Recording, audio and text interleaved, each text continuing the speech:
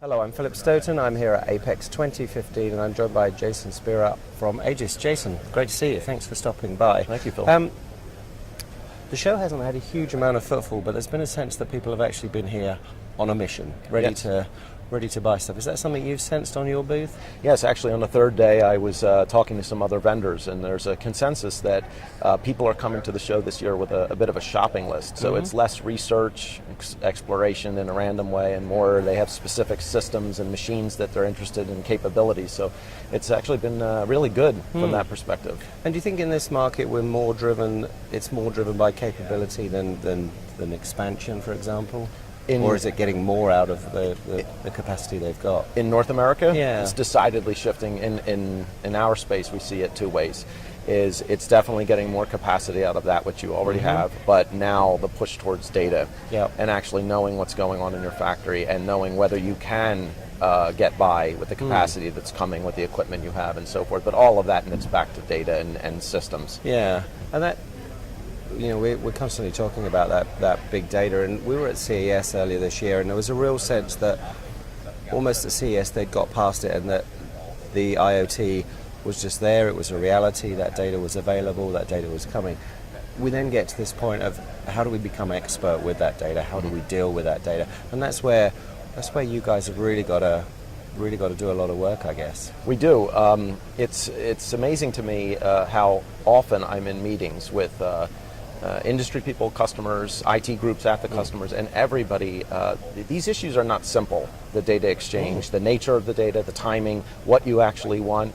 Another issue is it's difficult for many that aren't, such as we, in software, to see how does this set of data from a given manufacturing system wind up manifesting in my upper level system, because there is quite a road between the two things that's not immediately apparent. So we get into more and more. We're getting into these rather thick discussions about data and what the results will be. And I think that's actually the challenge right now. And as we move towards Industry 4.0 and everything, I think that's what needs to be made more simple and clear, is how does this data stream that's very esoteric at the low level wind up manifesting in something useful at the upper level in the enterprise? Yeah. The other thing that came out from CES that was kind of alongside this whole data thing, it was just the time that we'd got the hacking thing with Sony, and data security was a big issue, and people are actually thinking that within a kind of Internet of Manufacturing protocol, what do we need to do to make sure that data's secure and nobody can get at IP that's in there? That's an interesting point. You might remember we spoke about a year ago about the issue of cloud-based systems versus on-premise local systems, and we have seen that suddenly now that people have seen that systems of a magnitude that you would think would be safe, absolutely safe, are really not. So now if you're talking about having regulatory sensitive data in a central system outside the factory, now there's different considerations. I think there's been a decided shift in IT opinion on that matter. Is so, well, maybe we should bring certain data and systems back in-house and not put it up on the cloud. Yeah, so you get that kind of firewall situation where you've got data. And that's interesting because the whole server industry has been pushing in the direction of offsite data storage for some time. And absolutely, and the cloud isn't going away. No. It's tremendous applications, but maybe now people are saying, well, there might be certain things that we want to...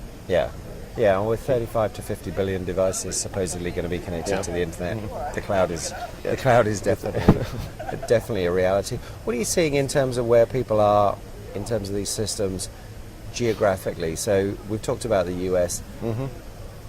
Are people pushing further towards this these kind of expert systems in Europe, and what's going on in Asia? We used to think of Asia as being much more simplistic in its approach, but that's not the case anymore, is it? It really isn't. The shift in Asia that we're seeing, it's actually interesting in our business. We see the markets of America, Europe, and Asia actually being rather distinctly different in their needs and expectations. And the one specific issue we're seeing in China is the factories are rather large, as we all know.